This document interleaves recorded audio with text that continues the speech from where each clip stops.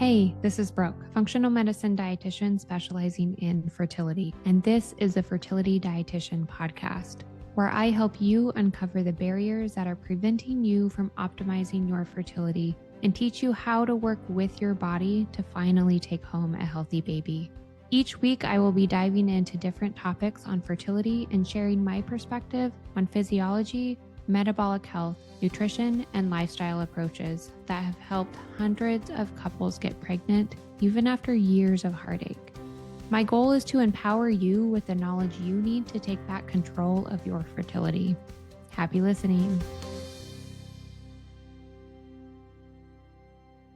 Welcome back to the Fertility Dietitian podcast. In today's episode, we are diving into the research on fish oil, omega-3 fatty acids, and fertility. And honestly, this is one of those topics that I think deserves way more attention than it gets, because when couples are trying to conceive, especially if they've been trying for a while, most of the conversation becomes about hormones and ovulation timing, medications, procedures, yada, yada, yada. But very little attention gets paid to actual environment that the egg is developing in. And if you've been following along or listening to this podcast for a while, you know we talk a lot about the environment, and today's topic is no different. The egg is not developing in isolation. Your eggs are constantly responding to nutrient status, inflammation, blood sugar, oxidative stress, mitochondrial function, immune signaling, and the fats that literally make up the membrane of every cell in your body. And one of the most important nutrients involved in all of that is actually omega-3 fatty acids, specifically EPA and DHA from fish and fish oil. So today I want to break down the actual research on omega-3s and fertility, what the data is showing, why this matters for egg quality and implantation, and what I would recommend that every couple trying to conceive understands about fish oil, even before pregnancy. This is one of those foundational things that can completely shift the reproductive environment over time. And remember, fertility is responsive. Your body listens to the environment that you're creating for it. So let's get into it. A recent meta-analysis looked over 6,000 women across 11 different studies examining omega intake and fertility outcomes. And I love this study because it separated women conceiving naturally from women undergoing fertility treatment. And that matters because sometimes when we lump all fertility populations together, we miss the nuance.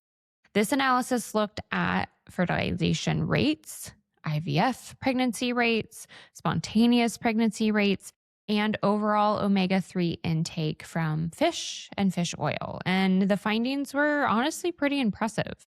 Women consuming higher amounts of omega-3 fatty acids had significantly better fertility outcomes, including more than double fertilization rates at the egg level, up to 75% higher odds of pregnancy during fertility treatment, and a 36% higher likelihood of pregnancy in women conceiving naturally.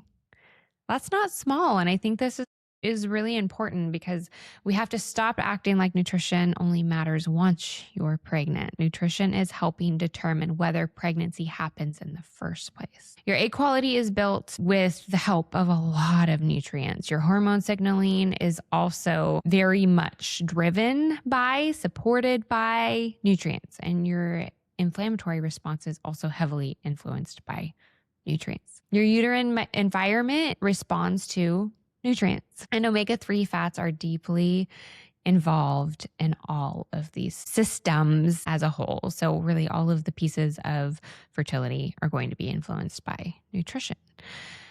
And omega-3 fats. One of the biggest roles in omega-3s, or that omega-3s play, is helping regulate inflammation. Inflammation itself is not bad, but we need inflammation for ovulation and for implantation and healing and immune system communication. But chronic inflammatory signaling is a completely different story. And this is something that I see constantly in practice. Women dealing with endometriosis or autoimmune patterns, elevated CRP, insulin resistance, poor gut health, recurrent miscarriage, diminished egg quality or implantation failure. all of these things often have an inflammatory relation. So there is a very inflammatory internal environment going on. And the modern diet is heavily skewed towards omega-6 fats. So most people are consuming massive amounts of inflammatory seed oils or processed fats and are barely getting enough omega-3s. So that balance definitely drives a more inflammatory environment as a whole. Some estimates suggest that people are actually eating ratios as high as 20 to 1 or even 30 to 1 omega-6s to omega-3s. That changes the cell membrane function. It changes inflammatory signaling. It changes hormone communication. And when you think about fertility through that lens, it makes perfect sense why this matters. It's because your ovaries are highly metabolic organs, and your eggs require enormous amounts of energy to mature. Your mitochondria need healthy fats to function properly, and DHA in particular becomes incredibly important for cellular integrity and communication. This is also where I want to clear up something that I hear all of the time. People might say, well, I eat flax seeds, so I'm getting omega-3s. And technically, yes, flax contains omega-3s in the form of ALA, but the body converts ALA into EPA and DHA very poorly.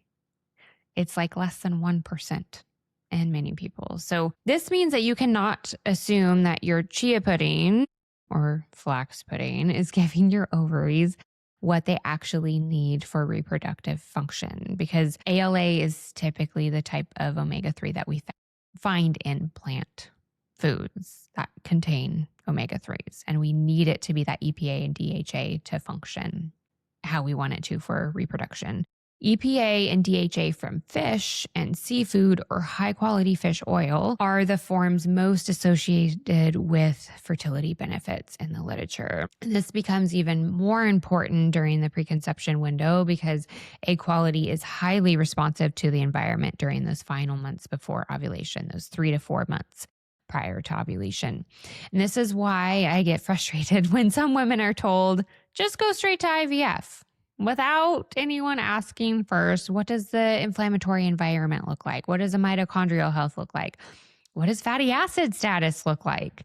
What nutrients are missing from the environment that this egg is developing in? IVF does not bypass biology.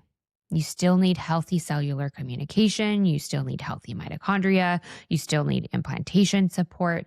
You still need receptive uterine environment. And I have seen women dramatically improve outcomes when we support those foundational systems as a whole first. We see better embryo quality, much better fertilization rates, much better progesterone production, healthier luteal phases also. And pregnancy after years of unexplained infertility, all because, again, fertility is responsive. And this definitely doesn't mean that fish oil alone is a magic answer. No, absolutely not. There's no single supplement that fixes fertility, and no single diet change really that fixes reproduction or fertility barriers either. But I do think omega-3s are one of the most foundational nutrients for reproductive health, especially because up to 95% of women in childbearing years are not consuming adequate EPA or DHA. So you're probably wondering, what do I actually recommend? First, we always want to be prioritizing food. Fatty fish is going to be your superstar for getting these omega-3s in really easy to use forms. Fatty fish includes our salmon and our sardines and our mackerel and our anchovies and our herring. These provide omega-3s in a form that the body can very easily, readily use. I also want couples focusing on lowering inflammatory fats from ultra-processed foods like fried foods, industrial seed oils, wherever possible, limiting these, making those swaps in the house, decreasing how much you're eating fast food. We actually see in other research that if you're eating fast food 3 or more times a week, we see decreased reproduction and just more fertility barriers, more inflammation, likely partially due to inflammation and types of fats that you're getting. Okay, so then from there, fish oil supplementation can absolutely be supportive, especially if you cannot get fish in consistently. Maybe you're allergic to fish and seafood, for instance. We can get supplementation with omega-3s that are not fish. Also, if you do happen to be allergic. If you do have endometriosis, we want a much higher dose. Typically, we still want to be supporting it with diet too. And that's something I should also say, like, even if you are taking a supplement, if it's possible for you to eat fish, fatty fish, you should do both. Honestly, we don't know everything about omega-3s. And typically the food is always going to be the first area to focus on. If you know you have elevated inflammation, a supplement can also be more supportive, additionally supportive. If you have recurrent loss, poor egg quality, diminished ovarian reserve, autoimmune patterns, or male factor fertility concern, supplementation is also important to consider too. Because remember, sperm health also responds to omega-3 status too. We know omega-3 support sperm membrane integrity, motility, morphology, and DNA health. And male fertility is never optional information in this conversation. If you are choosing a fish oil supplement, quality matters a lot. You want third-party tested, low oxidation, purified for contaminants, adequate EPA and DHA content, not just a random cheap capsule off a grocery store shelf. Some grocery stores might have really high quality ones, but don't get the random ones. I personally like couples starting these foundational changes at least 3 to 6 months before trying to conceive whenever possible, because that gives you time for egg maturation, sperm regeneration, which means significant improvements in quality, inflammatory shifts, and cellular changes to occur. This is not wasting time. This is preparing the environment for your future baby. This whole environment that your future baby will develop in, and it's going to impact the lifelong health of your future tiny human. And I think that shift in mindset is so important. Okay, your body is constantly responding to inputs, the foods you eat, the nutrients that you're getting in, able to absorb, able to replenish your stress load, your sleep, your toxic burden, your inflammation levels, your gut health. All of it becomes information for the reproductive system. And omega-3s are one of the clearest examples of how nutrition directly impacts fertility outcomes. So if nobody has talked to you before about this, let this be your reminder. Foundations matter. The environment matters. And supporting your body before pregnancy is never a wasted effort. If this episode resonated with you, send it to someone who is trying to conceive and wants to better understand how nutrition actually impacts fertility outcomes. And if you're ready to stop guessing and you want help identifying what your body specifically needs to support conception and healthy pregnancy, don't hesitate to reach out. I hope to see you next week. Thank you for listening to this episode of the Fertility Dietitian podcast. If you enjoyed it, please leave a review to let me know what topics you want more of or less of. If you want to keep learning, subscribe at Apple Podcasts, Spotify, or wherever you listen to podcasts. Check out my website for more info on my private coaching program, Master Your Fertility, or my membership community, Fertility Blueprint. And don't forget my digital store. Come say hi on YouTube and Instagram. See you in the next episode.